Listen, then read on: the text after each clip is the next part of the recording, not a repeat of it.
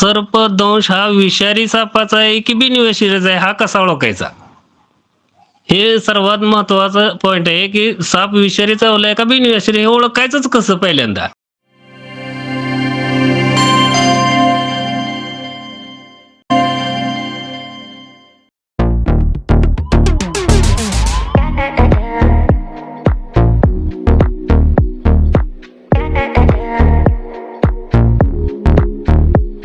जगत वंदनीय जगद्गुरु महाकारुणिक तथागत सम्यक संबुद्धांच्या चरणी त्रिवार वंदन. आणि ज्यांच्यामुळे आज आपण वैभवात आहोत ते विश्वरत्न भारतीय राज्यघटनेचे शिल्पकार महामानव बोधिसत्व परमपूज्य डॉक्टर बाबासाहेब आंबेडकर. संविधान जागृती देशाची प्रगती या अंतर्गत होणारी ऑनलाईन विशेष व्याख्यानमाला आणि या व्याख्यानमालेचे पुष्प क्रमांक आहे 1246 आहे. तसेच आजच्या कार्यक्रमाचे जे आपले आयोजक आहेत ते बहुजन हिताय बहुजन सुखाय ग्रुप शिक्रापूर, संविधान विश्लेषण समिती महाराष्ट्र व द्वारकामाई महिला व बाल कल्याण मागासवर्गीय विकास संस्था त्रिवेणी नगर. आणि आजच्या कार्यक्रमाचे प्रमुख वक्ते आहेत आदरणीय रणजित वसंत वाघमारे सर, लेखक, कवी, सर्पमित्र असून आणि सरांचा आजचा विषय आहे सर्प वैज्ञानिक दृष्टिकोन आणि अंधश्रद्धा. तर आजचा हा विषय जो आहे तो खरोखर अतिशय खूप सुंदर आहे. तर मी याआधी सरांचा खूपच हा विषय घेऊन आल्याबद्दल खूप मनापासून स्वागत करते आणि मी सरांना विनंती करते की त्यांनी आपल्या विषयाला सुरुवात करावी. आदरणीय रणजित सर. सर्व महामानवांना, महामातांना प्रथमतः पंचांग प्रणाम. सर्प वैज्ञानिक दृष्टिकोन आणि अंधश्रद्धा अशा सर्पांच्या अद्भुत दुनियेचा आपण थोडक्यात आढावा घेत आहोत. या विषयाकडे वळताना प्रथमतः आपल्या बऱ्याच उपस्थितांपैकी उपस्थित किंवा बाहेर बऱ्याच जगात साप म्हणजेच नक्की अगोदर काय हेच माहित नसते. तर मी थोडक्यात सांगतो साप म्हणजे काय, म्हणजे साप कशाला म्हणतात, साप म्हणजे काय. तर साप म्हणजे प्रथमतः आपल्याला माहित असणं फार महत्वाचं आहे. नाहीतर सापांच्या दुनियेत आपल्याला काही कळेल असं मला तरी काही वाटत नाही. तर साप म्हणजे ज्या प्राण्याला हात, पाय व कान नाहीत आणि तो जमिनीवर सरपडतो आणि सरीसृप मध्ये मोडतो अशा प्राण्यांना साप म्हणतात. हे प्रथमतः पहिल्यांदा मी सांगितलं तुम्हाला साप कशाला म्हणतात.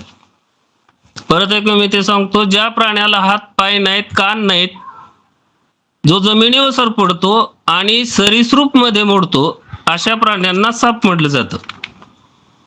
आता आपण जर पुराण काळात जर आपण गेलो तर आपल्या भारतीय संस्कृतीमध्ये म्हणजे हिंदू संस्कृतीत कृतज्ञतेला मोठे स्थान आहे. साऱ्या सृष्टीत सामावणाऱ्या पंचमहाभूताप्रती आपली कृतज्ञता वेगवेगळ्या मार्गाने हिंदू धर्मीय आवर्जून करतात.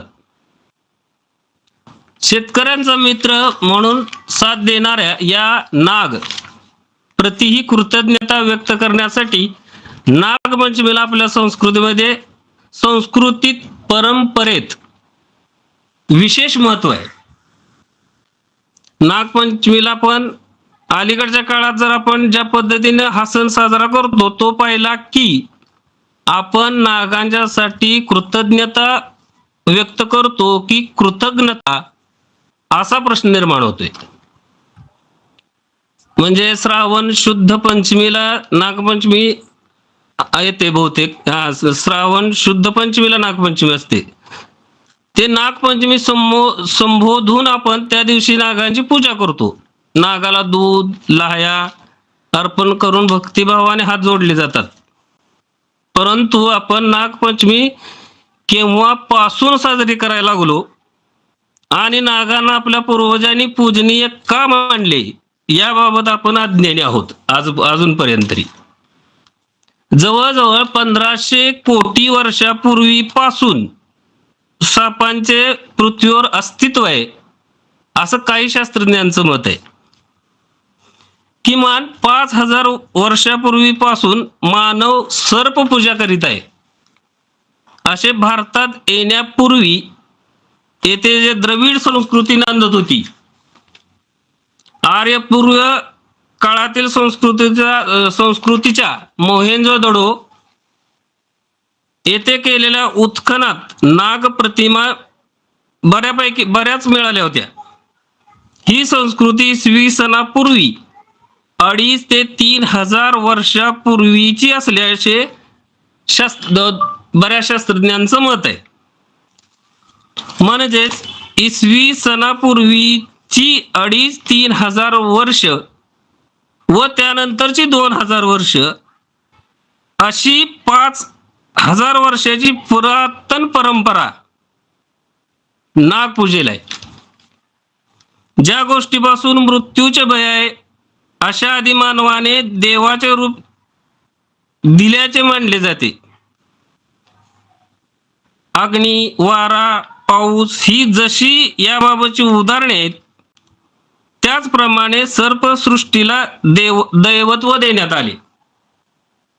नागाचा तापट स्वभाव, शत्रूसमोर दिसताच शरीराचा आकार 4 ते 5 पटीने फुगवण्याची क्षमता आणि त्याचे प्रभावी विष यामुळे नागांना अनार्य संस्कृतीत दैवत्व देण्यात आले. यानंतर आर्य भारतात आले. आर्य हे इतरांप्रमाणे आक्रमक नसल्याने त्यांनी भारतात येताच वैदिक धर्माचा प्रसार केला. या देशात पूर्वी असलेल्या अनार्य संस्कृतीतील सत्व आणि इतर अनेक चांगल्या गोष्टी जाणीवपूर्वक उचलल्या. त्यातील नागपूजा हे एक ठळक उदाहरण आहे. नाग किंवा नागा नावाची एक अनार्य जमात असून ती नागाची पूजा करते. या जमातीत उल्पी नावाच्या मुलीशी अर्जुनाने विवाह केला अशी महाभारतात कथा आहे. अस्तिक ऋषींनी आर्य आणि नागा लोक यांच्यातील संघर्ष मिटवला व नाग जमातीची नागपूजा आर्यांना स्वीकारायला लावली आणि आर्यांनी तेव्हापासून नागपूजा करण्यास सुरुवात केली अशी कथा आहे. आज आर्य, अनार्य, द्रविड यांनी ज्या उद्देशाने सर्पपूजा सुरू केली ती आपण पूर्णपणे विसरलेलो आहोत. आपल्या बुद्धिमान पूर्वजांनी सोडलेला वसा आपण मोडीत पोतडीत गुंडाळून ठेवत आहोत. साप, नागाचे निसर्गातील स्थान किती महत्वाचे आहे याची जाणीव प्रगती करणाऱ्या नव्या समाजाला राहिली नाही. मानवाच्या बुद्धीचा विकास होत आहे, परंतु तो मानव जातीलाच विध्वंसाकडे ओढत देत आहे. निसर्गाचा विध्वंस करून केलेल्या प्रगतीला प्रगती म्हणता येणारच नाही. निसर्गाचा समतोल जर आपण निसर्ग चक्रातील जो समतोल आहे, एक घटक जर खंडित केल्यावर त्याचे किती गंभीर परिणाम भोगावे लागतात याची नेहमी नवी उदाहरणे आपण जगापुढे येत आहेत आता. असं असताना सापासारख्या निसर्ग चक्रातील प्राण्याला संपविण्याचा मान आणि वाचवण्याचा प्रयत्न बऱ्याच लोकांनी केलाय. सर्पाचे रक्षण केले तरच मानवाचे अस्तित्व टिकणार आहे या सत्याचा विसर पडत चाललेला आहे आता लोकांना. या सत्याचा उगम झाल्यानेच आपल्याला पूर्वजांनी सापांना संरक्षण देण्याचा संदेश दिला होता, परंतु याचा अर्थ समजून न घेता आपण सर्पकांडच लक्षात ठेवली. नागपंचमीला नागाला हात जोडायचे आणि दुसऱ्या दिवशी त्याच नागाला दगडाने ठेचायचे. ही विसंगती नव्हे काय? सर्पाबद्दल वाटणाऱ्या भीतीपोटी आणि गैरसमज आपल्याकडून गैरसमजातून आपल्याकडून त्यांची हत्या होते. सर्पाबद्दलची त्रोटक माहिती, शास्त्रीय माहितीचा अभाव आणि अज्ञानपणा यातूनच सर्पहत्या बऱ्याच प्रमाणात होतात आणि याचे प्रमाण अतिशय भयानक आहे. सर्प हा महत्वाचं कासवे, मगर, सुसरी, पाली, सरडे, घोरपडी यांच्याच घराण्यातील आहे. जगामध्ये जर आपण विचार जर केला तर जगामध्ये जवळजवळ 2500 ते 3000 सापांच्या जाती सापडतात. त्याच्यापैकी जवळजवळ 238 ते 300 जाती आपल्या भारतात आढळतात. या 300 जाती आढळतात, यापैकी 52 जाती विषारी सापांच्या आहेत. या 52 पैकी 29 जाती समुद्र सापामध्ये मोडतात. त्यामुळे सर्वसामान्य माणसाशी त्याचा संबंध येत नाही. उर्वरित जातीपैकी मनुष्य वस्तीजवळ केवळ 5 जातीचे विषारी साप येतात. त्याचा जर आपण विचार केला विषारी फक्त सापांचा, तर त्याच्यात पहिला बसतो नाग, त्याला इंग्लिशमध्ये कोब्रा म्हटलं जातं.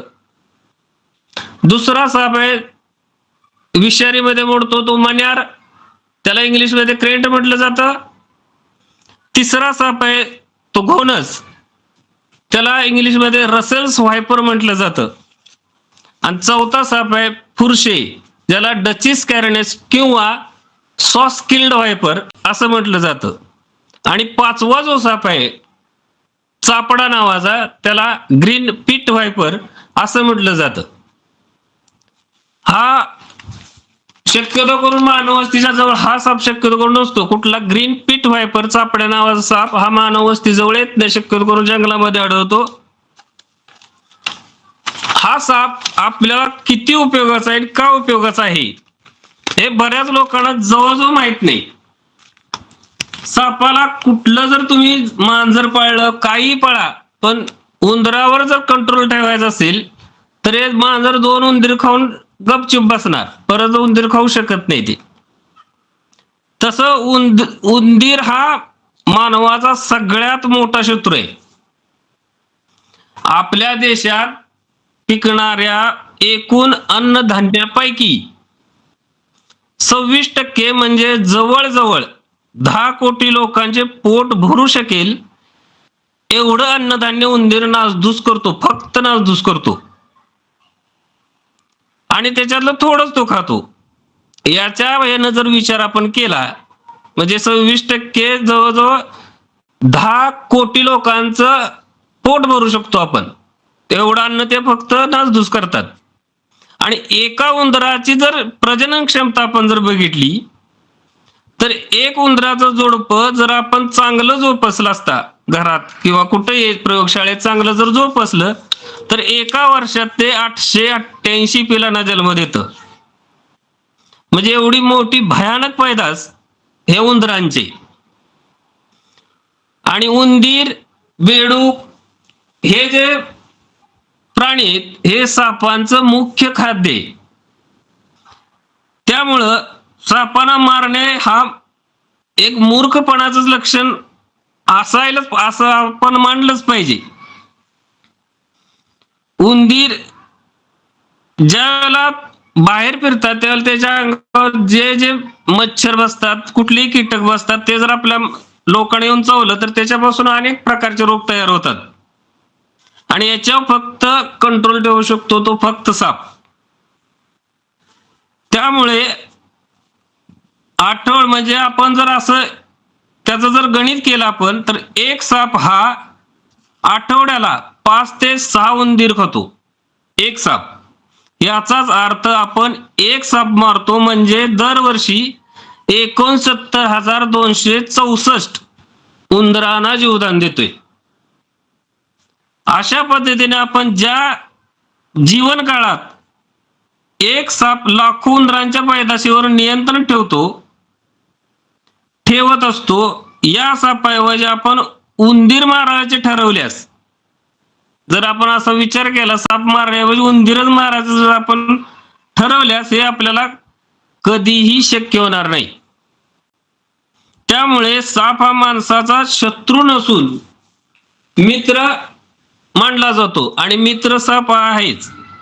मी थोडक्यातच म्हणजे या व्याख्यानावर म्हणजे थोडक्यातच बोलणार आहे. म्हणजे विषय सापाचे विषारी सापाचे 4 प्रकार 5 प्रकार, त्याची ओळख, त्याचा दंश आणि त्याच्यावर प्रथमोपचार आणि समाजात असलेल्या अंधश्रद्धा. आता जर आपण एवढा विचार हा जर केला पुरा, तर सापाविषयी जर अंधश्रद्धा आपण आपल्या समाजाचं जर बघितल्या तर जवळजवळ बऱ्याच आपल्या समाजाचं सापाबद्दल अंधश्रद्धा आहे. त्याच्यापैकी एक म्हणजे साप दूध पितो, दुसरी नाग साप हा धनावर राहतो, तिसरी सापाच्या अंगावर केस असतात, 4 साप डूक धरतो, 5 धामण सापाने शेपटी मारल्यास माणूस निपुत्रिक होतो असं म्हणतात, 6 धामण साप म्हैस. ही मी सांगतो ह्या अंधश्रद्धा सांगतोय समाजातल्या. पुन्हा 7वी आहे ते साप धामण साप शेपटी तोंडात धरून चक्राप्रमाणे पळतो. याच्यात म्हणजे मी अंधश्रद्धा जे सांगतोय त्याच्यावर जर कोणाला प्रश्न विचारायचे असतील तर हे माझं हे संपल्यानंतर तुम्ही प्रश्न विचारू शकताय. पुन्हा 8वी जे आहे तर गरोदर स्त्रीने साप पाहिल्यास सापाचे डोळे जातात किंवा बाळ जिभल्या चटतं व नागाप्रमाणे डोलतं. अशा बऱ्याच प्रकारच्या अंधश्रद्धा आहेत. पुन्हा साप चावल्यास बायकोने नवऱ्याचे तोंड बघू नये, पाहू नये, बघू नये. आणि शेवटची जी अंधश्रद्धा आहे सर्प दंश व्यक्तीस देवळात नेल्यास किंवा मंत्रतंत्राने विष उतरते. एवढ्या ज्या आपल्या समाजात मुख्य फक्त मी सांगितलेत मुख्य अंधश्रद्धा एवढे आहेत. आता तुम्हाला मी याच्यावर फक्त दंश आणि त्याच्यावर प्रथमोपचार काय करायचे एवढं सांगतोय आणि सापाची ओळख कशी. आता मी तुम्हाला सापाविषयी अंधश्रद्धा सांगितली. आता सापात 4 सापाच्या विषारी जाती ओळखायच्या कशा हे सांगतोय. त्याची लक्षणं काय, त्यांना ओळखायचं म्हणजे कुठले कुठले गुणधर्म आहेत त्यांच्याकडे. आता नाग आपल्याला सगळ्यांना ओळखतो कारण त्याला डिवचलं किंवा त्याची आपण त्याची खोड काढली तर तो फणा काढतो. समजा फणा त्याचा बिळात आहे, आत आहे साप आणि निम्मा बाहेर आहे, तर आपण ओळखायचा कसा. तर नाग सापाच्या अंगावरती नेहमी लक्षात ठेवायचं गव्हाच्या आकाराचे खवले असतात. खालच्या पृष्ठभागावर जर आपण नाग बघितला तर पूर्ण पांढरा कलरचा नाग असतो आणि कलरवर शक्यतो करून नाग नसतो. त्या वातावरणात जसं ज्या वातावरणात साप आहे त्या वातावरणाचा कलर असू शकतो. कुठं पिवळा असेल, कुठं चॉकलेटी असेल, राजस्थानमध्ये गेलं तर ब्लॅक कोब्रा असेल. म्हणजे एका नागाच्या पुन्हा 6 प्रकार पडतात. अशा सापाच्या बरेच प्रकार आहेत. आपण एवढ्या ह्याच्यावर वळणार नाही आहोत. बरं आपले तर सापडणार एवढे मी आता नागाची तुम्हाला ओळख सांगितली. नाग कसा ओळखायचा, एक तर फडी काढतो किंवा त्याच्या अंगावर गव्हाच्या आकाराचे खवले असतात. दुसरा आपल्याकडे सापडतो मोनोसलाइड कोब्रा. म्हणजे त्या नागाच्या पाठीमाग म्हणजे 10चा आकडा म्हणतात तिथं असं गोल एकदम चंद्रासारखं असतं मोनोस्लाइड, म्हणून त्याला मोनोस्लाइड कोब्रा म्हणतात. आणि आपल्याकडे जे सापडतात त्याला कॉमन कोब्रा म्हणतात. मी तुम्हाला सांगितलं नागामध्ये पुन्हा 6 प्रकारचे नाग आहेत. याच्यात आपल्याकडे जे सापडतात ते फक्त या 2च प्रकारचे नाग सापडतात. बाकी किंग कोब्रा दक्षिण आफ्रिकेत सापडतो, ब्लॅक कोब्रा राजस्थानमध्ये सापडतो आणि आपल्याकडे महत्वाचे 2 सापडतात. आता दुसरा साप विषारी ओळखायचा तो म्हणजे घोणस मण्यार. तर मण्यार हा आपल्या पूर्ण गडद अंधारात म्हणजे अमावस्येच्या पूर्ण काळ्या किट्ट अंधारात जरी तो साप बाहेर पडला, विषारी साप शक्यतो करून रात्रीचेच बाहेर पडतात. बाहेर पडला तर तो साप एवढ्या गडद अंधारातही चमकतो. शक्यतो करून तो चावत नाही. म्हणजे जेवढा आशिया खंडात 1 नंबरचा विषारी प्राणी या मण्यार, त्याच्यावर चुकून जर तुमचा पाय पडला तर तो साप दंश करत नाही. तो सगळं आपली बॉडी गोल करतो आणि आपलं तोंड बॉडीच्या खाली लपवतो. आणि परत चुकून जर तुम्ही त्याच्यावर पाय टाकला दिसून सुद्धा, तर मात्र मग तो दंश करतो. नाही अन्यथा तुम्ही असं जाता जाता पाय पडला तर तो चावत नाही. कुठलाही साप चावत नाही. कुठलाही साप स्वतःहून हल्ला तुमच्यावर करतच नाही. आता हा मण्यावर ओळखायचा कसं तुम्हाला सांगितलं, गडद अंधारातही हा चमकतो. खालचा पृष्ठभाग एकदम पांढरा असतो, एकदम पांढरा, व्हाईट एकदम दुधासारखा. याच्या अंगावर जे पट्टे असतात, पांढरे पांढरे तुटक तुटक टिपक्याचे पट्टे असतात. हे पट्टे शेपटीकडून डोक्याकडे पुसट होत गेलेले असतात. परत एक लक्षात ठेवा, कारण मण्यासारखे 3 साप आहेत. रात्रीच बाहेर पडतात, पण त्याच्यातले 2 साप आहेत ते बिनविषारी आहेत. बँडेड कुकरी म्हणतो आपण त्याला, आणि दुसरं वुल्फ स्नेक म्हणतो. कवड्या आणि चित्रक हे 2 साप सुद्धा मण्यासारखेच दिसतात, पण ते छोटे असतात. वाढताना ते फक्त 18 इंचापर्यंत ते 22 इंचापर्यंत वाढतात. मण्यारा 4.5 ते 5 फुटापर्यंत वाढू शकतो. तर हा मण्यार ओळखायचं तुम्हाला आता समजलंच असेल की ह्याच्या अंगावर ज्या पट्ट्या असतात त्या शेपटीकडे डार्क होत आलेल्या असतात आणि तोंडाकडे पुसट होत गेलेले असतात. हा 2 नंबरचा साप आपण ओळखून संपलोय. या मण्यार सापाला अशा खंडातला 1 नंबरचा विषारी प्राणी म्हणतात. आता नंबर 3चा घोणस. घोणस हा साप ज्यावेळेला तुम्ही त्याच्याकडे निघालाय आणि तुमच्यापासून तो 20 फूट किंवा 15 फूट 28 फुटापर्यंत तुमच्या पायाची हालचाल त्याला कळते आणि त्यावेळेला तो कुकर सारखा आवाज देतो. कुकर कसा आवाज देतो आपल्याला, असा आवाज देत असतो तो. आणि या वेळेला तो आवाज आला की आपण ती रस्ता सोडून दुसऱ्या रस्त्याने जावं असं त्याचा तो वॉर्निंग देत असतो आपल्याला. तरी सुद्धा तुम्ही तसं त्याच्या पुढून गेला तर तो साप चावत नाही, फक्त तुम्हाला भीतीपोटी तो तसा करत असतोय आणि परत बसतो. ह्याला ओळखायचं एकच आहे, त्याचं तोंड हे त्रिकोणी असतं, शरीरापासून थोडं लांब असल्यासारखं दिसतं आणि त्याच्या अंगावर शंकरपाळीच्या आकाराची चित्र असतात, डोक्यापासून ते शेपटीपर्यंत. आणि साईडला आपल्या बल्बच्या आकाराची चित्र असतात. ते तपकिरी कलरचे असतात किंवा काळ्या कलरचे असू शकतात. ज्या वातावरणात साप आहे तो त्या वातावरणानुसार ते कलर असतात, पण कलर असाच असतो. वर चित्र असतात, शंकरपाळीच्या आकाराचीच असतात आणि साईडला बल्बच्याच आकाराचे असतात. काळे असू शकतात, तांबूस कलरचे असू शकतात. याला डिवचलं तर कुकर सारखा आवाज येतो. हा चावताना लक्षात ठेवा, दंश करताना तुम्ही जर एखादी काठी त्याला मारली तर तो काठी बरोबर दंश करू शकतो. वर असं 2.5 फूट 90 अंशात 2.5 फुटा या कोणात कुणालाही तो दंश करू शकतो आणि 3 सेकंदात दंश पूर्ण करून तो आहे त्या ठिकाणी पुन्हा जातो आणि पुन्हा आहे त्या स्थितीत बसला जातो. असा हा साप 7 ते 8 वेळा दंश करू शकतो, परत जाऊ शकतो आहे तिथंच, जर त्याला तुम्ही त्रास दिला तर. अन्यथा हा साप सुद्धा चावत नाही. परत आता हा झाला 3रा साप. आता आपण 4था साप बघूया, तो म्हणजे फुरसे. त्याला डचिस कॅरिनेट्स म्हणतात. हा साप साईडला कव्हरच्या आकाराचे म्हणजे तिरके पट्टे असतात. महत्वाचं त्याच्या डोक्याच्या आकारावर आपल्या रॉकेट सारखा एक चित्र असतं. त्याच्यावरून हा साप शक्यतो करून ओळखतात. 18 इंच लांबीचा हा साप वाढतो जास्तीत जास्त आणि त्याला जर तुम्ही डिवचलं, त्याला जर त्रास दिला तर त्याला राग आला तर तो स्वतःला घासतो आणि त्याच्यातून लाकूड आपण कापतो करवतीनं तसा आवाज येतो, म्हणून त्याला सॉस किल्ड वायपर सुद्धा म्हणतात.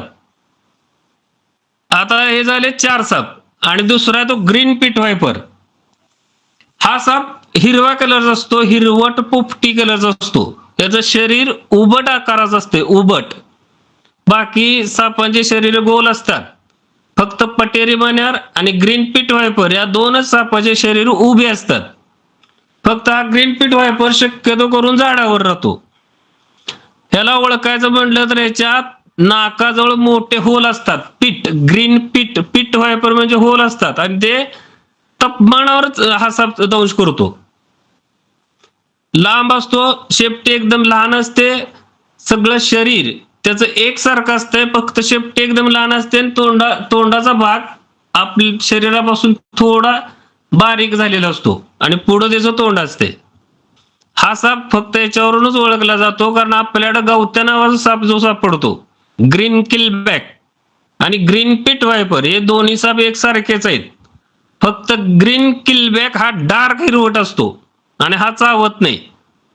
फक्त ग्रीन पिट वायपर याला शक्य करून हात लावायचा प्रयत्न करायचा नाही, म्हणजे माहित नसेल तर. आता मी सांगितले या सगळ्या सापांची ओळख तुम्हाला पटली असेल. म्हणजे शक्यतो करून 4 सापांची मी सांगतोय, तुम्हाला ओळख आता ह्या 4 सापांची कळालीच असेल. आता आपण जर सापाचा दंशच झाला तर त्याच्यावर प्रथम उपचार काय करायचे एवढंच बघतोय. सापांची ओळख आणि प्रथम उपचार. साप शक्यतो करून दंश करत नाही.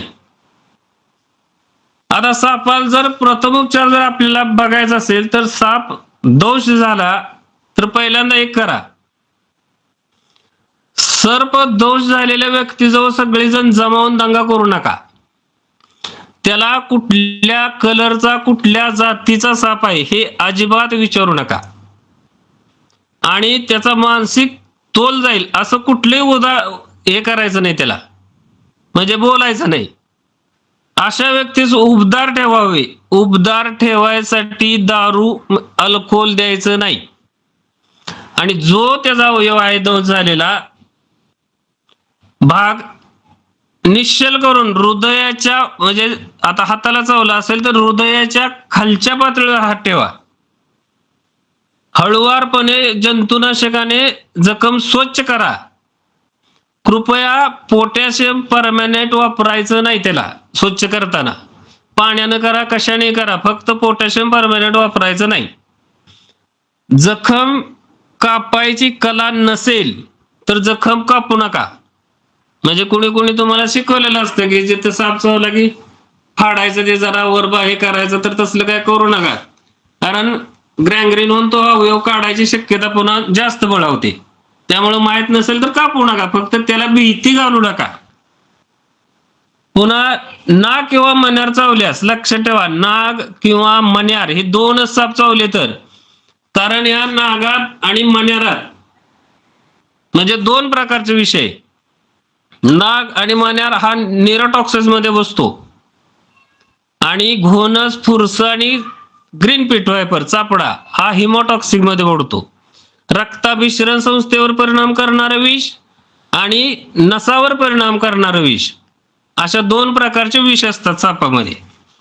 त्यामुळं घोणस, फुरस आणि ग्रीन पिट वायपर हे साप चावल्यास अजिबात कापायचा प्रयत्न करायचा नाही आणि बांधायचाही प्रयत्न करायचा नाही. आता नाग चावल्यात एवढीच आवळपट्टी बांधा. म्हणजे नाग किंवा मण्यार चावले असेल तर जिथं चावलाय तिथून वर 6 इंचावर आणि तिथून पुढे पुन्हा 6 इंचावर अशा 2 ठिकाणी आवळपट्ट्या बांधायच्या. आवळपट्टी अशी बांधू नका की त्याची पूर्ण शरीराची, म्हणजे नसांची शरीराची हालचाल, म्हणजे रक्ताभिसरण संस्था बंद पडेल, तिथून रक्त प्रवाहच बंद पडेल, अशा प्रकारे बांधू नका. थोडंसं रुमाल घ्या, दोरीचा वापर करा आणि आवळपट्टी दर 10 मिनिटानंतर 90 सेकंद सेल सोडा. पहिली हृदयाकडच्या बाजूस सोडा, रक्त खाली येऊ द्या, परत बांधा, परत जिकडे चावलंय त्या साईडची पट्टी ढिली करा आणि परत बांधा. करकचून कुठली पट्टी बांधायची नाही, त्याच्यात बोट ठेवा किंवा पेनाचे पेन ठेवा आणि परत ती पट्टी बांधा. आता परत जर आपण बघितलं तर कुठल्याही प्रकारचे पेन, मी तुम्हाला सांगितलं पेन किंवा बोट ठेवूनच ती पट्टी बांधायची. शक्यतो करून कुठलाही साप चावलेला मारून दवाखान्यात घेऊन जायचा प्रयत्न करू नका. कारण बऱ्याच डॉक्टरना सुद्धा सापाची ओळख नसते, ओळखत नाहीत साप, असे माझा तरी अनुभव आहे. बऱ्याच डॉक्टरांना साप ओळखत नाहीत. सापावर फक्त दंश झाला तर एकच औषध आहे, ASV लस. बाकी या सापाच्या विषावर कुठलंही औषध चालत नाही. ASV लस अश्व सर्प प्रतिलस विष, अँटी स्नेक वेनम म्हणतात त्याला. हे एकच मात्र औषध त्याच्यावर आहे आणि कुठल्याही मंत्रतंत्रावर तुम्ही अजिबात विश्वास ठेवू नका. इथपर्यंत मी तुम्हाला आता सांगितले. आता मी तुम्हाला विचारतो, कुणाला काय याच्याविषयी प्रश्न विचारायचे असतील तर तुम्ही विचारू शकता. पूजा राजगुरू आहेत, त्यांना पण प्रश्न विचारायचा आहे. विचारा ताई. धन्यवाद ताई. रणजित सर, मला विचारायचं होतं की जेव्हा तुम्ही सांगितलं नाग आणि मण्यार हे न्यूरोटॉक्सिक जे साप आहेत, जे रक्ताभिसरण किंवा नस म्हणजे ह्याच्यामध्ये दंश केला जातो, ते जर जेव्हा बांधायचं तुम्ही म्हणले की हे 2 साप चावल्यानंतर बांधू नका असं मी ऐकलं का काय, म्हणजे मी जरा कन्फ्युज झाले. आणि त्याच्यानंतर तुम्ही बांधायचं कसं तेही सांगितलं, किंवा बोट किंवा पेन ठेवून.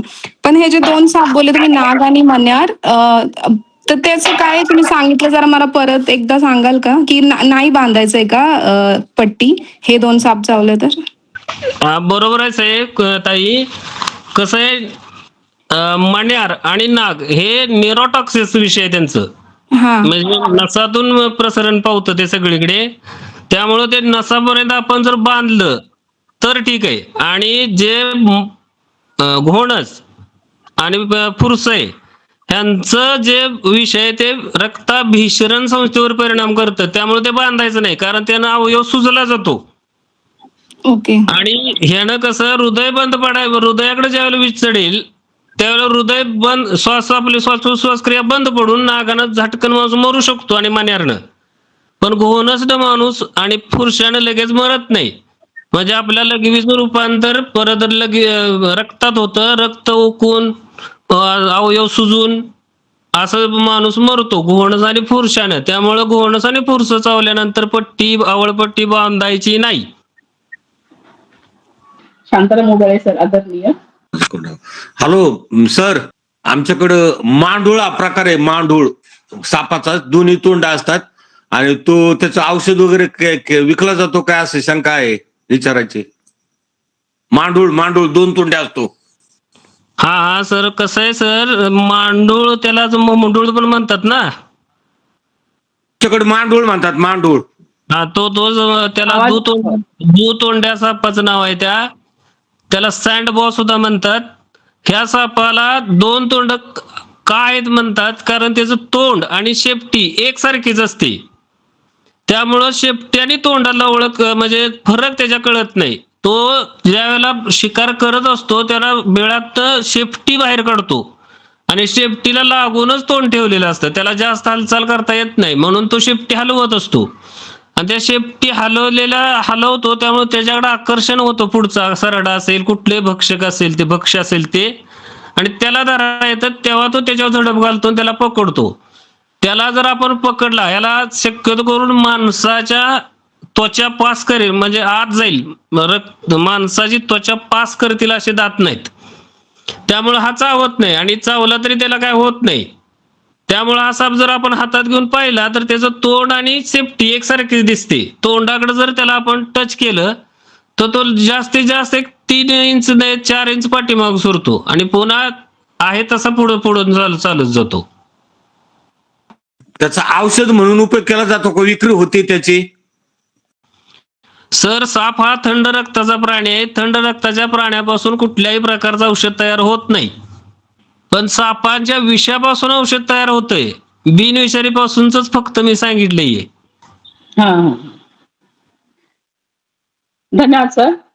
आणि यानंतर आदरणीय संभाजी गरड सरांना विनंती करते, काय प्रश्न असतील तर विचारा सर. सर, घोणस म्हणजे आमच्या इकडं, मी लातूर भागातला आहे. घोणस म्हणजे परड. हा घोणस साप आहे. त्यांनी त्याची फुटकार, जर त्याची फुटकार म्हणजे फुंकणे, त्यांनी फुंकलं तरी माणसाचं शरीर सुजलं जातं. आणि त्यांनी दंश जर माणसाला केला तर त्याचं विष 12 दिवसापर्यंत चढतं, असं मी ऐकलेलं आहे. तर याचं मार्गदर्शन करावं सर, प्लीज. धन्यवाद. ठीक आहे सर. फरूड आहे की नाही, फरूड ज्या तुम्ही म्हणताय की नाही, आमच्याकडे घोणसला फरूड म्हणतात. फरूड ह्या सॅमेलन सरड्याला फरूड म्हणतात. सॅमेलन सरडा तो आहे माझ्याकडे, कधी आला तरी या, त्याला फरूड म्हणतात. आपल्या घरात आहे तो सॅमेलन सरडा. आणि घोणस हा असा साप आहे की तो फुटकार जरी मारला तर तो नागासारखा फुसकारत नाही तो. तो ज्याला डॅश म्हणजे दंश करणार आहे त्याला 2.5 फूट उडी मारून 90 अंशात तो कुणालाही चावतो. आणि त्याचं विष एक वेळ चावला तो की 28 मिनिटानंतर चढायला चालू होतं. आणि जसं चढेल तसं एक एक म्हणजे सांध्यापासून तो अवयव काढावा लागतो, बाद होतो, कुजला जातो. असा हा जर साप चावला तर 12 तासात माणूस पूर्ण कुजला जातो. पण तो कुजून मारायचे काय संबंध नाही. 4-5 तासातच त्याला असह्य वेदना होतात, हातपाय घासून टाचा खोडून रक्ताच्या उलट्या होऊन तो माणूस दगावतो. मला वाटतं सापाचं कसं आहे माहिती का, सापाला आपण घाबरतो, पण तुम्हाला जर कधी असं सर्प वगैरे पकडण्याची, आपण सर्प मित्र आहात, तर काही अनुभव वगैरे असे काही आले का तुम्हाला की फार खूप असं घाबरवण्यासारखं किंवा काय प्रशिक्षण असते का, कसं काय याचं साप पकडताना तुम्हाला काय त्रास वगैरे झाला का असं मला ठीक आहे, मी माझा एक अनुभव तुम्हाला सहज सांगतो. आता मी आता 12वीत होतो आणि आमच्या गावाजवळ एक पुंदी गाव आहे, पुंदी नावाचं. म्हणजे तिथं आमच्याकडे जे ऊस तोडाय वगैरे येतात त्यांना नगरी म्हणतात त्या साईडला. आणि ते असं खोपट एक टाकून राहिले होते आणि त्यांच्या एक मुलगी बाळंतीण झाली होती.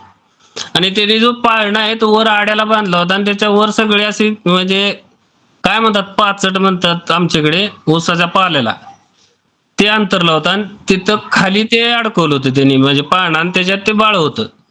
बाळ 7 महिन्याचं होतं ते.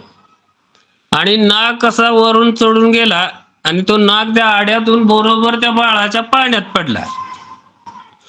पाण्यात पडल्यामुळं नागानं, बाळ झोपल्यामुळं नाग काय म्हणजे हल्ला नाही, काय नाही, बाळ पण हल्लं नाही. त्यामुळं नाग तिथून खाली गेला आणि त्या बाळाच्या डोक्याच्या खाली आपलं तोंड घालून बसला. आणि त्याची बॉडी सगळी बाळाच्या वर होती, पायाच्या साईडला. तर ती त्याच्या आईनं ज्यावेळेला बघितलं, त्याची आई एकदम चक्करून पडली. परत ती का पडली म्हणून तिच्या आईने तिला उठवायला गेली, तर बघितलं तर तो साप. मग त्यांनी आता इथं साप सर्प मित्र कोण नाही, त्यावेळेला मी पण तिकडं कार्यक्रमाला नागठाणे गावात होतो, राजहंस विद्यालयामध्ये. तिकडे त्यांनी पोलीस पाटलाची जीप पाठवली आणि मी गेलो त्यावेळेला तोवर तिथली माणसं सगळं गाव जमा झालं होतं. आणि त्या गावानं त्या पाण्याला जे अंगावर घ्यायचं होतं चादर, ती पूर्ण गुंडळली होती. आणि त्यांनी तो पाळणा सोडून खाली ठेवला होता. आणि पण त्याच्या जवळ कोण जात नव्हतं, तेवढं सोडून त्यांनी लांबच्या लांब कापून ते ठेवलं खाली. मी तिथं गेलो तर बघितलं तर पाळणा खाली, म्हणले साप त्याच्यात आहे. मी म्हटलं वरचा पाळणा काढला कोणी, ते पहिला वर पाळणा अडकवा. मग त्याला ते असे 2 हुक होते, त्याने ते दोरीनं खेचून धरले आणि वर पाळणा अडकवला. पुन्हा मी त्या बाळाच्या अंगावर काढलं ते गुंडाळलेलं त्यांनी, तर नाग होता. तर नाग अगोदर त्यांना मी अगोदर सांगितलं, बाबा माझ्या अगोदर नाग बाळाला चावला असेल तर त्याला जबाबदार मी नाही, पण मी असताना बाळाला मी काय चावून देणार नाही, ही गॅरंटी माझी. मग ते म्हटले आता असं पण चावलं असलं तर मेलच असेल ना, तसं पण मारणारच आहे. त्यामुळे म्हटले हा आम्ही जबाबदार त्याला. मग मी काढलं, नागाला असं डिवसला, तसं नागानं तोंड बाहेर काढलं आणि फडी काढली. फडी काढले तरी ते बाळ झोपलं होतं म्हणून त्याचं नशीब चांगलं. ते पुन्हा तो नाग त्या दोरीवरनं वर जायला बघायला लागला आड्याकडे. असा वर आला तेव्हा मी तोंड आणि ती दोरी एकदमच धरली आणि म्हटलं बाळ काढा बाहेर. बाळ काढलं बाहेर त्यांनी, तर बाळ एकदम पुन्हा रडायला लागलं बाहेर आल्यावर. आणि मग तो नाग मी पकडला. त्यावेळेला त्याच्या आईने म्हणजे ते नगरीकडचे लोक होती, आमच्या बहिणीच्या साखरपुड्याचा पुरा खर्च केला होता त्यांनी.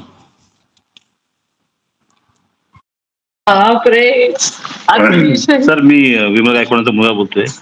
तुम्ही आता जो अनुभव सांगितला ना, अतिशय म्हणजे अगदी डोळ्यासमोर प्रसंग उभा झाला आणि खूपच क्रिटिकल कंडिशन की ज्या ठिकाणी प्रेझेन्स ऑफ माइंड किंवा त्याला प्रसंगावधान म्हणतात, हे खूप जरुरी होतं. आणि एव्हरीथिंग एंड्स वेल, हे खूप चांगलं झालं. अदरवाईज काय झालं खूपच म्हणजे अतिशय मी कल्पनाही करत नाही लहान बाळासमोर अशा गोष्टी व्हाव्यात. कारण आपल्यासाठी बाळ म्हणजे हायेस्ट, त्याची सिक्युरिटी सर्वात हायेस्ट असते. आणि अशा ठिकाणी जेव्हा अशा गोष्टी करतात तेव्हा ते माइंड चोक होऊन जातं डेफिनेटली. पण एक मला तुम्हाला विचारत होतं कारण मला एक अनुभव असा आलेला आहे की नाग मुद्दामून चावत नाही तो हो मोस्टली प्रयत्न करतो की समोरच्या माणसाला किंवा समोरच्या व्यक्तीला तो त्याच्या फक्त इशाऱ्याने किंवा त्याच्या हालचालीनेच तो लावायचं. लांब द्यायला सांगतो. पण जर केस पडली तरच तो चावतो, हे खरंय का? काय झालं तर म्हणजे जर त्याच्या अंगावर त्याच्या जीवावर बेतलं तरच तो चावतो, अदरवाईज तो फक्त दाखवतो की तो अलर्ट आहे. हो जेव्हा बेतलं तरच तो दंश केल्याशिवाय मात्र काही होत नाही. हे मी एक अनुभव म्हणजे पाहिला होता मला. तर ते तर माझ्याकडे एक मुलगी पुण्याची शिकायला होती. खैरे साहेबांनी माझ्याकडे पाठवली होती मुलगी ट्रेनिंगला. ओके. पण माझ्या ज्या रूम मध्ये साप होते, आता साप स्वतःहून कसा चावत नाही मी तुम्हाला सांगायला बोललोय. आणि मी एक नाग ठेवला होता आमच्या पेटीत आणि ते कुलूपच घालायचं मी विसरलो होतो. आणि मी बाहेर गेलो दुसरी धरून आणली आणि मी ज्याला दार उघडलं ते पहिला पाय मी त्याच्याच ह्याच्यावर टाकला. अरे त्यामुळे त्यानं मला बरोबर धरलं इथं.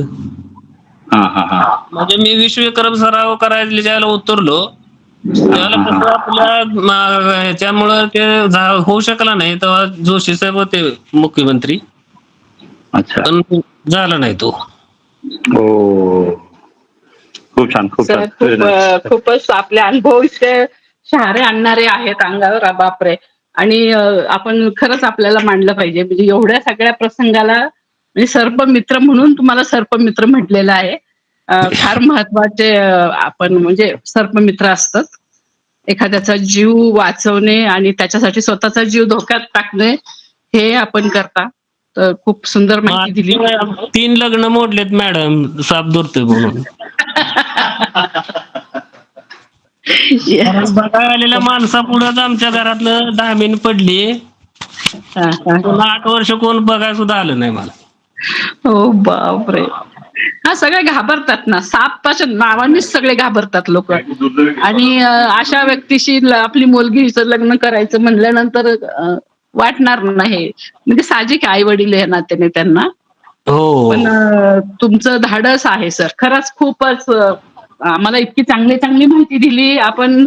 संपूर्ण म्हणजे मोहनजोदडोपासनं म्हणजे 5000 वर्षापूर्वीचा इतिहास सांगितला. आर्य अनार्य आलते तेव्हापासूनचा.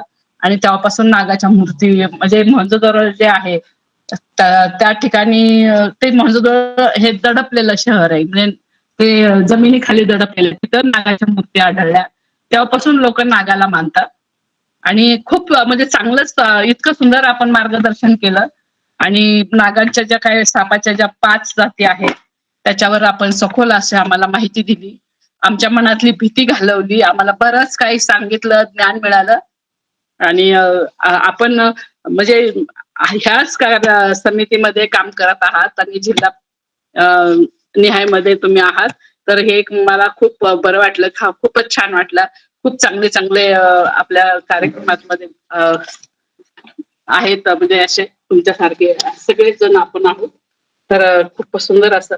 आता यावर आपल्याला आपल्या या कार्यक्रमामध्ये जे उपस्थित आहेत तर कोणाला काही विचारायचं असेल, अभिप्राय द्यायचा असेल तर आपण अभिप्राय द्यावा अशी मी विनंती करते आपल्या उपस्थित सर्व विचारवंतांना. हँडराईज आदरणीय मदन कांबळे सर आलेले आहेत कार्यक्रमामध्ये आज उपस्थित. तर त्यांना मी विनंती करते की त्यांनी आपला अभिप्राय द्यावा. सर्पमित्र सापांविषयी श्रद्धा, अंधश्रद्धा आणि इतर सर्पमित्र म्हणजे शेतकऱ्यांचा मित्र असून देखील आणि त्याच्याकडे जे पाण्याची जी लोकांची मानसिकता आहे ती कधी बदलेल? कारण तुम्ही असे प्रयोग करता का कुठल्या ठिकाणी की सापांविषयी काय कधी लेक्चर दिलेलं आहे का? म्हणजे असं शाळेमध्ये म्हणा की लोकांची भीती मोडावी म्हणून. कारण काय का माहिती की आपण म्हणतो नागपंचमीच्या वेळेला सर्प वगैरे करतात, पकडतात आणि त्याला पुजतात वगैरे आणि शेवटी म्हणजे स्टारे येतात अंगावरती, लोकांना भीती वाटते आणि तुम्ही तर सर्पमित्र म्हणून प्रसिद्ध आहात.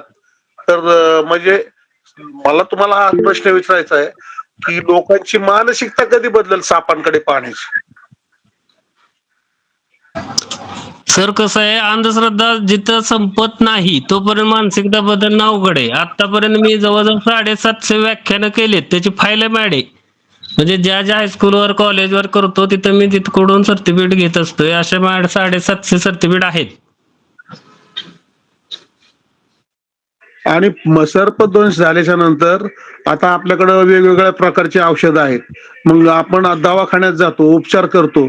आता तुम्ही सांगता 2 ठिकाणी बांधायचं, आणि जर बांधलं आणि जर त्याला तो हॉस्पिटलमध्ये जातानाच अगोदरच त्याचा जर अंत झाला तर त्याच्यावरती उपाय काय? सर मी सांगितले की कसं आहे, ज्यावेळेला तुम्ही आता आहात असं मला कोणी म्हणजे प्रश्नच विचारलेला नाही ना, की बाबा तिथपर्यंत जायपर्यंत काय करायला पाहिजे. कसं आहे, जर साप आणि नाग आणि मण्यार चावलं तर 2 टॉर्निकेट्स म्हणजे 2 पट्ट्या बांधा. म्हणजे चावलेल्याच्या जरा वर 3 इंच आणि त्याच्या वर 6 इंच. ज्या त्यावेळेला 1 मिनिटानंतर 90 सेकंद एक पट्टी डिली करा, दुसरी 90 सेकंद डिली करा. आणि त्या काळात जर त्याला जास्तच विष म्हणजे कसं असते, विष चढायचं जे प्रोग्राम असतो तो आपल्या ब्लड ग्रुपवर असतोय. म्हणजे ए पॉझिटिव्ह, बी पॉझिटिव्ह. आणि साप खाद्य घेऊन दोष झालाय का साप खाद्य घ्यायच्या अगोदर चावलाय का पळता पळता भीतीपोटी चावलाय, ह्याच्यात पण प्रकार असतात.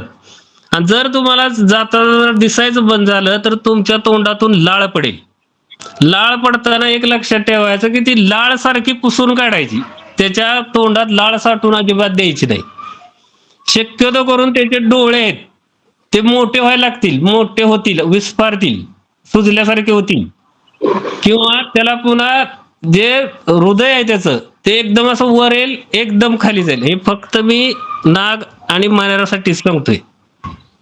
तर त्याचे जर तुम्ही तिथं पण पुसत गेला त्याची लाळ, तर ते ए पॉझिटिव्ह वाला जो आहे 45 मिनिटात मरतो. हा सुद्धा माणूस 3.5 तास जगू शकतो.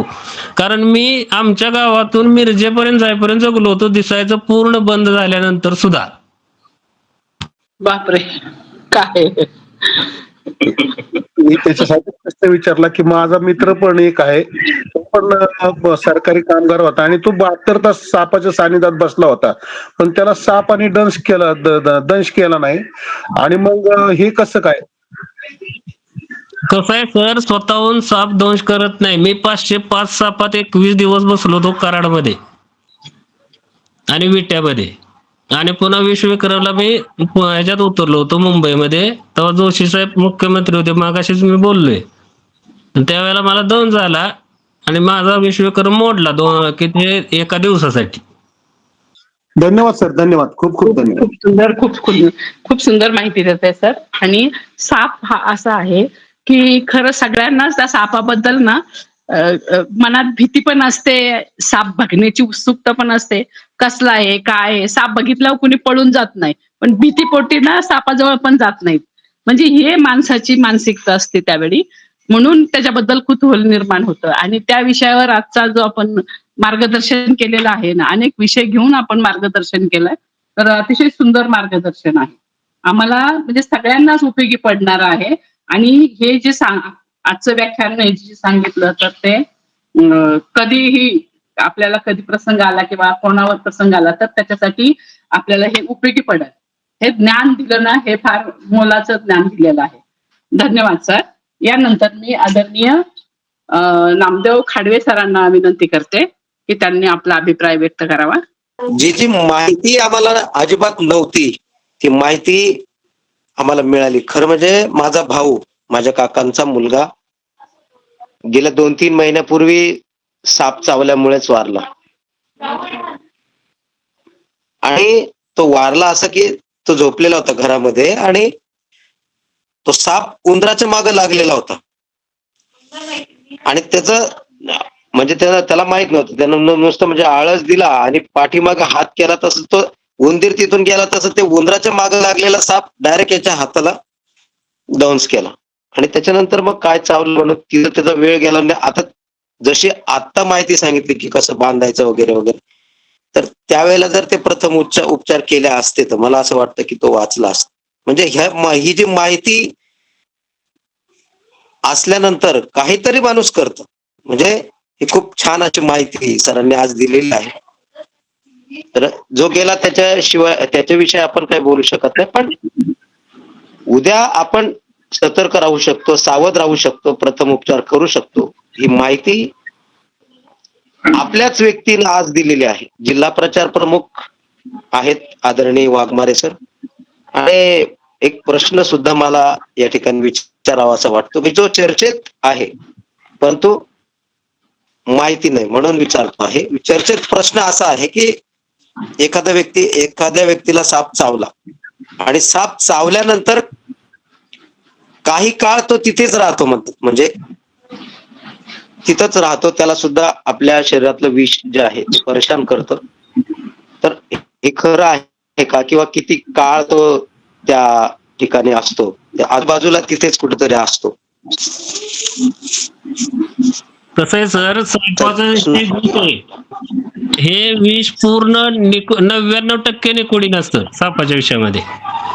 त्यामुळं साप जर आपल्याला चावला तर आपल्या रक्तामध्ये निकोटीनचं प्रमाण एवढं नसतंय, म्हणजे थोडंफार असेल पण जास्त नसतं. सापाला विष चढेल असं विष आपल्या ह्याच्यात नाही, म्हणजे होऊ शकत नाही तयार ते. तसं साप जर माणसाला चावला तर त्या परिसरात राहायचं काहीच गरज नाही. ही एक अंधश्रद्धाच आहे की साप चावला की तिथं सुंद होऊन पडतो किंवा त्याला आपलं विष चढतं, असं काय होत नाही कधी. साप चावतो लगेच पळून जाऊ शकतो बाहेर. अगदी अगदी अगदी बरोबर. म्हणजे हेच मला जाणून घ्यायचं होतं, जे लोक जे बोलतात की जसं माणसाला जसं चक्कर येतात वगैरे तसं सापाला सुद्धा चक्कर येतात, अशी जी भावना आहे लोकांची, तर ही भावना मला जाणून घ्यायची होती की लोक जे म्हणतात हे कितपत खरं आहे. तर हे सगळं खोटं आहे हे तुमच्या बोलण्यामधून मला आज जाणवलं. ते इतरांनाही असं वाटलं असेल तर त्यांना त्यांच्या प्रश्नाचं नक्कीच निराकरण झालं असेल, किंवा आज आपण खूप छान असा विषय दिला. सर त्यांना चक्कर बोला सर, बोला. नाही, कारण त्या सापाच्या मेंदूचा विकासच झालेला नाही. एका सेकंदाच्या पुढं सापाच्या कुठल्याही लक्षात काही राहत नाही. म्हणजे तो इथं जरी अंडी गाठली असेल तर त्याला पुन्हा ते रस्ता अजिबात सापडत नाही, तो सोडूनच जातो. पिली गाठलेली जर गोवणच असेल तर पिली सोडत सोडत तिकडे गोवणच जाते. त्यानंतर ते पिलं जवळजवळ 10 ते 15 मिनिटात स्वतःचं खाद्य स्वतः ओळखतं. अगदी बरोबर, अगदी बरोबर. खूप खूप धन्यवाद सर, खूप खूप धन्यवाद. खूप छान अशी माहिती आपल्याकडून मिळाली आज, त्याबद्दल आणि मला संधी दिली त्याबद्दल ताईंचे मनापासून धन्यवाद. धन्यवाद सर. खूप छान प्रश्न पण चांगले चांगले विचारले जात आहेत आणि त्याचे उत्तर पण छान येत आहेत. खरंच चांगला विषय आहे. याच्यानंतर मी मनीषा कांबळे यांना विनंती करते की आपला अभिप्राय व्यक्त करा. आदरणीय मनीषा कांबळे. नमो बुद्धाय, जय भीम सर्वांना. जय भीम ताई. खरं तर आजचा विषय खूपच सुंदर होता, म्हणजे प्रत्येकाला उपयुक्त असा. कारण आमचा प्रसंग म्हणजे आम्ही शेती करतो आणि शेतीमध्ये साप बऱ्याच वेळा दिसतात. आणि आजचा विषय हा सुंदर यासाठी अजून वाटतो कारण एक 7-8 वर्षापूर्वी मला सुद्धा सर्पदंश झाला होता. त्यावेळी कुठलीही माहिती नव्हती की सर्पदंश झाल्यानंतर कुठला साप विषारी असतो किंवा काय केलं पाहिजे असं अजिबात माहिती नसल्यामुळं सर्पदंश झाला, पण तो सर्प काही दिसला नाही कसा होता काय. आणि प्रथम दवाखान्यात नेलं, त्यांनी सांगितलं सर्पदंश झालाय. पण त्या क्षणी मी अजिबात घाबरले नाही, कारण सर्पदंश झाल्यानंतर तो विषारी असेल किंवा नसेल, पण त्याआधी घाबरून बरेच जण मरण्याची शक्यता असते की मला सर्प चावले आता मी मरणारच आहे. त्यावेळेस मी शांत राहिले की आता जे होईल ते होईल. त्यानंतर डॉक्टरांनी सांगितलं की ससूनला नेण्यात आलं, तिथं ऍडमिट केलं. डॉक्टरांनी फक्त एवढंच सांगितलं की काही सर्प 24 तासानंतर सुद्धा त्यांचं विष दिसतं. त्यानंतर मग एक दिवस ऍडमिट केलं, दुसऱ्या दिवशी सांगितलं त्यांनी टेस्ट केली की साप हा बिनविषारी होता. आपल्याकडे कसं होतं की सर्प दिसला की तो विषारीचा आणि मारा त्याला असं होतं. सरांनी खूपच सुंदर अशी माहिती सांगितली की कुठले साप विषारी असतात. सर्प हे आपले मित्र असतात, सगळ्या सापांना नाही मारलं पाहिजे. त्याचप्रमाणे म्हणून हा विषय खूप असा जवळचा वाटला. आणि मी अगदी कान देऊन ऐकत होते की सर काय सांगतायत काय नाही, कसं प्रथम उपचार असला पाहिजे. त्यानंतर माझे मिस्टर ज्यावेळेस एक दिवशी रानात गेले होते, ते औषध मारत होते आणि पाठीवरती पंप होता आणि आमच्या इकडं जास्त घोणस साप असतात आणि ते घोणस सापावरती माझ्या मिस्टरांचा पाय पडला आणि त्याने दंश केला, पण त्यांच्या पायामध्ये बुट होते आणि लबरी बुट होते आणि त्याच्यामुळं त्यांना काही झालं नाही. पण साप दिसण्याचं प्रमाण आमच्यासाठी खूपच जास्त आहे, म्हणून ही माहिती आम्हालाच नाही तर प्रत्येकालाच खूप फायदेशीर अशी होती.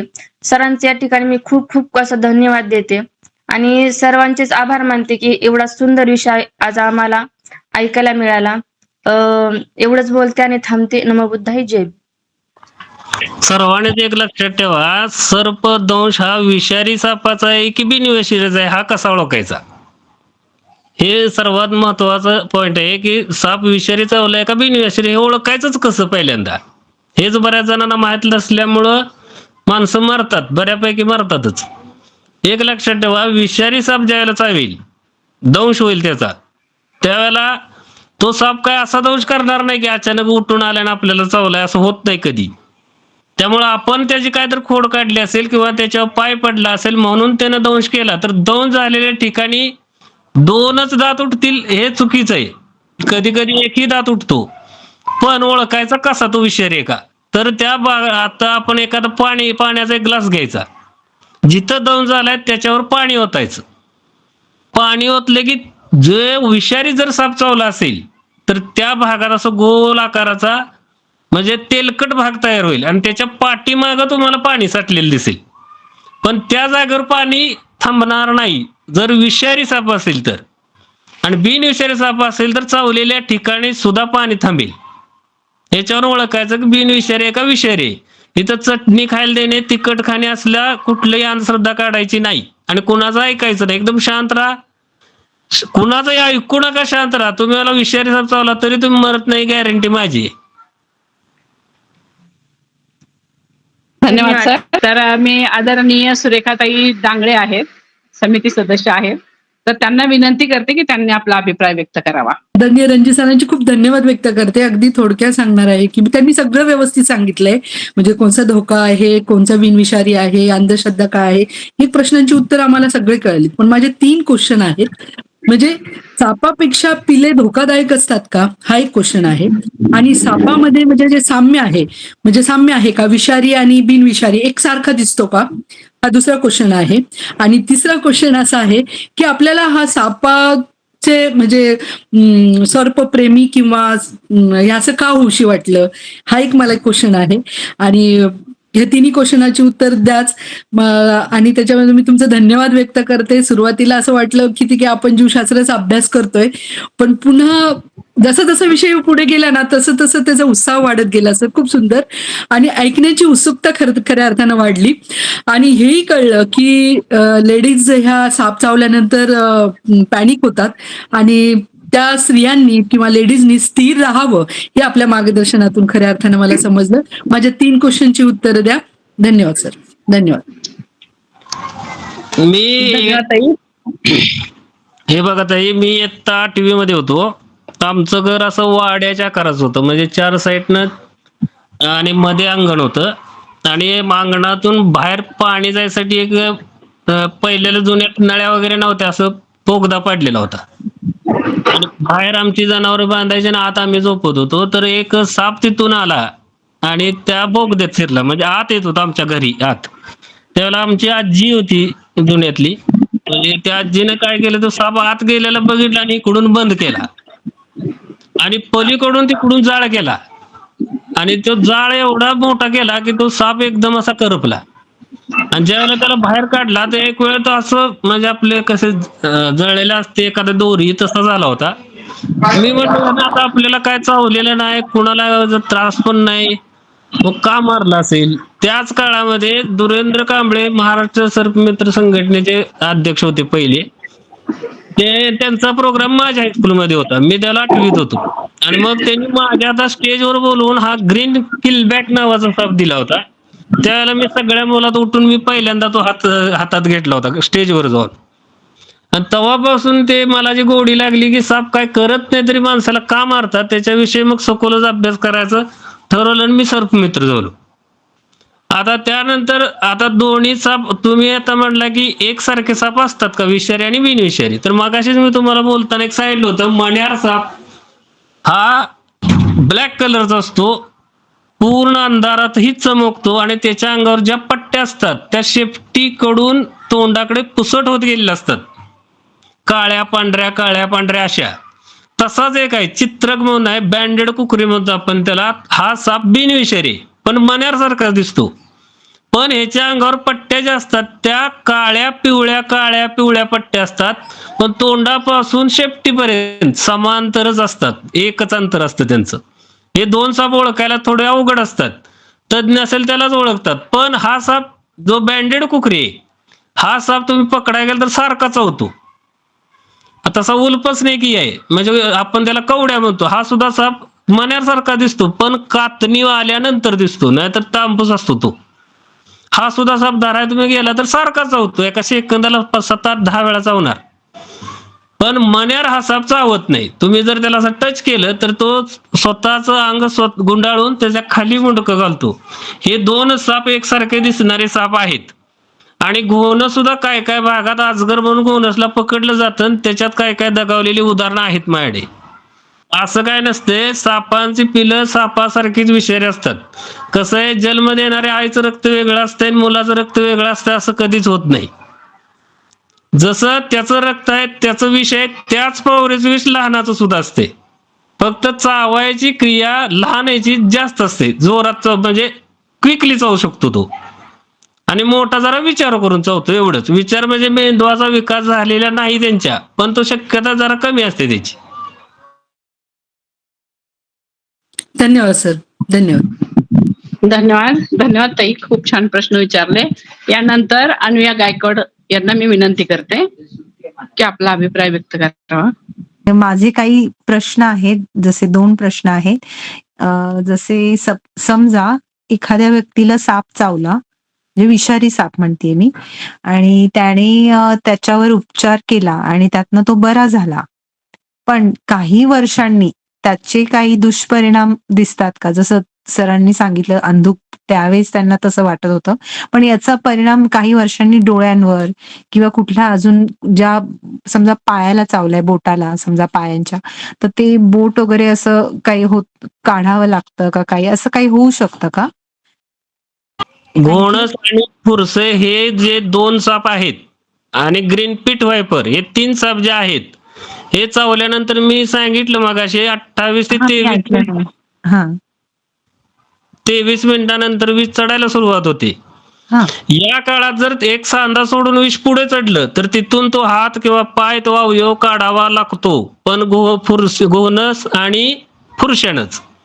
नाग आणि मण्यारनं असा अवयव वगैरे काय काढायला लागत नाही. सर मी तेव्हाच नाही म्हणत आहे, त्या काही वर्षांनंतरचा म्हणतेय मी, म्हणजे समजा तेव्हा तो cure बरा होतो. बरोबर. मला तुम्हाला सांगतो 1996 ला साप चावला होता. ओके. आणि 1996 ला माझ्या घरापर्यंत मिरजेला जायला 3.5 तास लागतात. बरोबर. म्हणजे मी मेलोय असं जाहीर डॉक्टर करायच्या अगोदर मी फक्त साईटवाल्यांना सांगितलं होतं, सर्पमित्रच होते माझ्याबरोबर. जरी डॉक्टरने इथल्या म्हणजे ग्रामीण भागातल्या सांगितलं की याच्यात काय अर्थ नाही, तर मी 3.5 तास मरत नाही बाबांनो. तर 3.5 तासात माझा उपचार चालू झाला पाहिजे. म्हणजे एवढा म्हणजे फुल बाईट टेंडस, म्हणजे फुल बाईट झाली होती त्याची, कुठलंही अन्न न सापानं. त्याच्यापासून मी आजपर्यंत मला कुठलाही दुष्परिणाम झालेला नाही. आता माझं 55 वर्ष वय आहे. क्या बात आहे. म्हणजे असं नाही, म्हणजे काही वर्षांनी काही डोळ्यांवरही नाही परिणाम होत. AS विलस दिल्यानंतर सापाचं विष आपल्या अंगात राहतच नाही. अच्छा. ओके. AS विलस, अश्व सर्प प्रतिलस विष. नाही सर, एक उदाहरण द्यायचंय मला, कारण का आमच्या गावामध्ये जे आमची शेती करतात बघतात, तर त्यांना साप चावला होता, तर त्यांनी उपचार वगैरे घेतले, म्हणजे तिथं गावाजवळ म्हणजे तालुक्याच्या ठिकाणी वगैरे. मग नंतर तिथे काय त्यांना बरं वाटलं नसावं, तर त्यांना पुन्हा ससून किंवा आपलं DY पाटील पिंपरीला तिकडे नेलं. तर त्यांचं एक बोट मला वाटतं हे करावं लागलं, कट करावं लागलं. काय तर ते ताई सेफ्टी वगैरे झालं असेल. सापानं असं काही होत नाही. 3 वर्षानं पुन्हा विचारायला लागत नाही. नाही 3 वर्षांनी नाही, त्या काही दिवसांमध्ये ते बरं काही झालं. पण होत असू दे, एक वेळ साप चावला की 12 तासात एकतर तो मरणार. नाग म्हणे चावलं की 3च तासात मरणार. ही गॅरेंटी म्हणजे ठेवलेली गोष्ट आहे. त्याच्यानंतर त्याला कुठलाही दुष्परिणाम होत नाही. अच्छा, चालेल. Thank you sir. धन्यवाद. निराकरण झालं माझ्या प्रश्नाचं. Thank you so much. Thank you madam. आणि यानंतर मी आदरणीय माधव साबळे साहेबांना हा शेवटचा अभिप्राय असेल. आपला वेळ होऊन गेलेला आहे, तरी सुद्धा आपण अभिप्राय ठेवलेत, कारण महत्वाचे आहेत. आपल्याला ही जरुरी आहे ही माहिती काढणं, म्हणून एवढे अभिप्राय घेतले. तर शेवटचा अभिप्राय असेल आदरणीय माधव साबळे साहेबांचा. त्यांना मी विनंती करते आपला अभिप्राय व्यक्त करावा. आदर्शांना वंदन. उपस्थित सर्व बौद्ध उपासक व बौद्ध उपासकांना क्रांतिकारी जय भीम. आजचे प्रमुख वक्ते आदरणीय रणजित वसंत वाघमारे सरांनी आम्हाला आजचा विषय सर्व वैज्ञानिक दृष्टिकोन आणि अंधश्रद्धा या विषयावरती आम्हाला खूप सापाविषयी एवढी माहिती मला तर कधीच मिळाली नव्हती. सापाच्या जाती 5 आहेत हे पण मला माहित नव्हते. साप चावल्यानंतर काय करावे हे पण सरांनी आम्हाला खूप खूप समजावून सांगितले. सापाचे विष नसामध्ये व रक्तामध्ये देखील त्याचं मिश्रण होऊन जातं, असं आम्हाला सरांनी खूप सुंदर असं अनमोल असे मार्गदर्शन आज सरांनी आम्हाला केले. त्यामुळे मी माझ्या मनापासून सरांचे मनपूर्वक आभार व्यक्त करतो व मी माझ्या शब्दाला जय भीम, जय संविधान.